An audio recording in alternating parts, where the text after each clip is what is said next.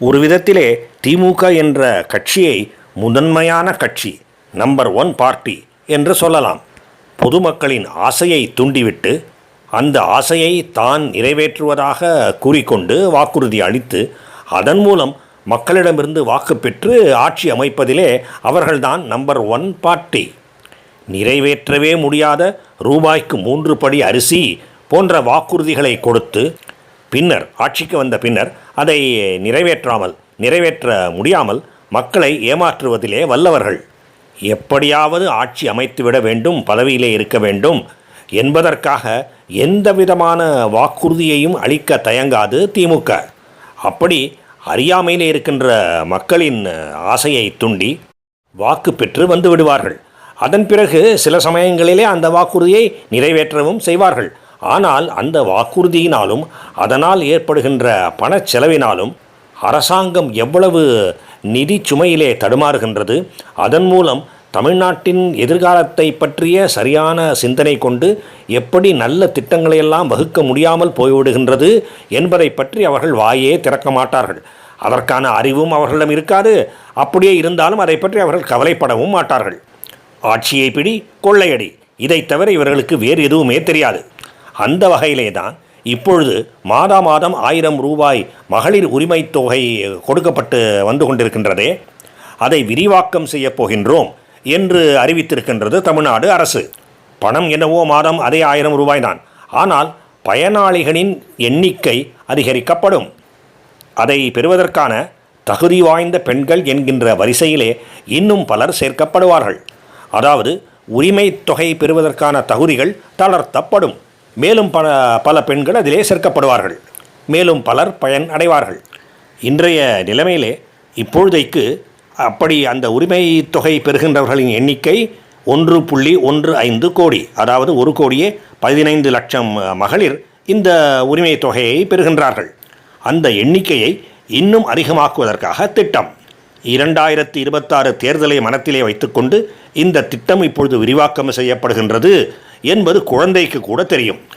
ரூபாய்க்கு 3 படி அரிசி என்பதை போல இதை நிறைவேற்றவே முடியாத திட்டம் என்று சொல்வதற்கில்லை, நான் அப்படி சொல்லவும் இல்லை. ஆனால் நிறைவேற்றினாலும் அதற்குரிய விலை என்ன, அதை என்ன விலை கொடுத்து இந்த அரசாங்கம் செய்ய போகின்றது?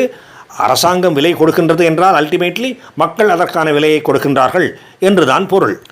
ஏற்கனவே ஒரு ஆய்வு எல்லா மாநிலங்களை பற்றியுமே சொல்லும் பொழுது இப்படி இலவசங்களை வாரி இறைத்து வழங்கி அதன் மூலம் அரசாங்கத்திடம் கஜானாவிலே பணம் இல்லாமல் போய் அல்லது குறைந்து போய் மாநிலத்துக்கான எதிர்கால வளர்ச்சிக்கான வேலைகளை செய்ய முடிவது இல்லை, அதற்கான பண வசதி இல்லாமல் போய்விடுகின்றது என்று குறிப்பிடப்பட்டு இருக்கின்றது. இப்பொழுதே தமிழ்நாட்டின் நிலைமை அதுதான். வளர்ச்சி என்பது மிகவும் தடைப்பட்டு இருக்கின்றது. அதனால் மக்களுக்கு சொந்த காலிலே நின்று பிழைத்து கொள்ளவும் வளரவும் வழிவகை இல்லாமல் போய்விடுகின்றது. அந்த பிரச்சனை இன்னும் அதிகமாகும்.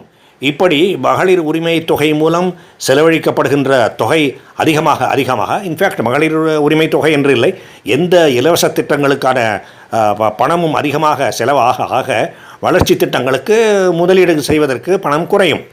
மக்கள் நிரந்தர பிச்சைக்காரர்களாக ஆகிவிடுவார்கள். ஒரே வித்தியாசம், தனி மனிதர்களும் அவர்கள் பிச்சை எடுப்பதில்லை, அரசாங்கத்திடம் பிச்சை எடுப்பார்கள். மேலும் இப்படிப்பட்ட செலவினங்களையெல்லாம் சமாளிப்பதற்கு கடன், மேலும் கடன் என்று மாநிலத்தின் கடன் சுமையும் அதிகரித்து கொண்டிருக்கின்றது. இந்த விஷயத்திலேயும் கடன் வாங்குதல் என்கின்ற விஷயத்திலேயும் திமுக தான் முதன்மை கட்சி, நம்பர் 1 பார்ட்டி என்பது ஏற்கனவே உங்களுக்கு தெரிந்திருக்கும். தமிழ்நாட்டின் மொத்த கடன் சுமை 9 லட்சம் கோடியை தாண்டிவிட்டது.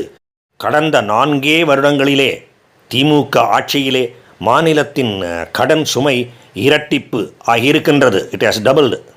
4 வருடங்களிலே இரட்டிப்பு ஆவது என்பது மிக மிக அதிகமான வேகம். இந்த கடன்களினால் ஏற்படுகின்ற வட்டி சுமையை சமாளிப்பதற்கும் மற்றும் மகளிர் உரிமை தொகை போன்ற இலவசங்களை சமாளிப்பதற்கும் அரசாங்கம் மேலும் மேலும் வரிகளை விதிக்க வேண்டி வரும்.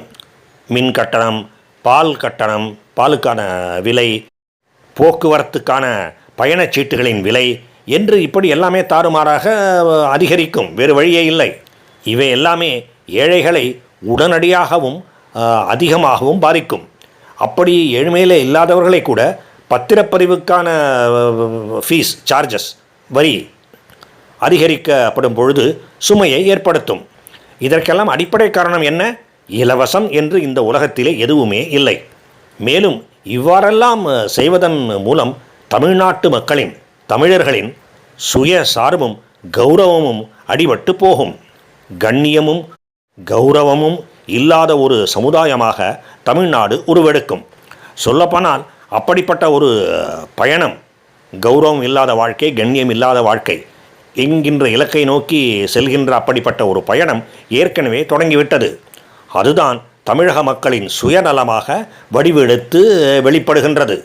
யார் எக்கேடு கெட்டால் என்ன, சட்டம் ஒழுங்கு எப்படி நாசமாக போனால் என்ன, எனக்கு என்ன கிடைக்கின்றது என்கின்ற எண்ணம்தான் மேலோங்கிக் கொண்டே வரும். சரி, இறுதி நிலையிலே அப்படிப்பட்ட சுயநலமாவது நிறைவேறுமா என்றால் அதுவும் இல்லை. ஏனென்றால் ஏற்கனவே கூறியபடி பலவிதமான கட்டண உயர்வுகளை மக்கள் சந்திக்க வேண்டி வரும். மக்கள், வாக்காளர்கள் மேலும் மேலும் முட்டாள்களாகி கொண்டிருப்பார்கள். அதை தவிர உருப்படியாக எதுவும் நடக்கப் போவதில்லை. பொதுமக்கள், வாக்காளர்கள் சிந்திக்க வேண்டும். இப்படிப்பட்ட இலவச திட்டங்களிலே ஒருபோதும் மயங்கி விடாதீர்கள். இந்த வீடியோவை கேட்கின்ற அனைவரும் தங்களுடைய நண்பர்களுக்கும் பெற்றோருக்கும் எல்லோருக்கும் எடுத்துச் சொல்லி இந்த விஷயத்தை புரிய வைக்க வேண்டும் என்று கேட்டுக்கொள்கின்றேன். ஏனென்றால் மக்கள் எல்லா விஷயங்களை பற்றியுமே சரியாக புரிந்து கொண்டால்தான் அவர்களால் சரியாக வாக்களிக்க முடியும். அதன் மூலம்தான் சரியான ஆட்சியை பெற முடியும். அப்படி சரியான ஆட்சியை பெற்றால்தான் லஞ்ச ஊழல் முற்றிலுமாக அகற்றப்படும் அல்லது வெகுவாக குறையும். மேலும் இலவசங்கள் என்று அதிகமாக எதுவும் கிடைத்து விடாது.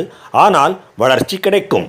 நமக்கும் நம்முடைய அடுத்த தலைமுறைக்கும் வேலை வாய்ப்புகள், தொழில் வாய்ப்புகள் முதலியவை நன்கு உருவாகும். நாம் கௌரவத்தோடும் கண்ணியத்தோடும் வாழ்வதற்கு வழி செய்யும். சிந்தியுங்கள், சிந்தியுங்கள், சிந்தியுங்கள். உருப்படுவதற்கு வேறு வழியே இல்லை. வாழ்க பாரதம். ஜெய் ஹிந்த்.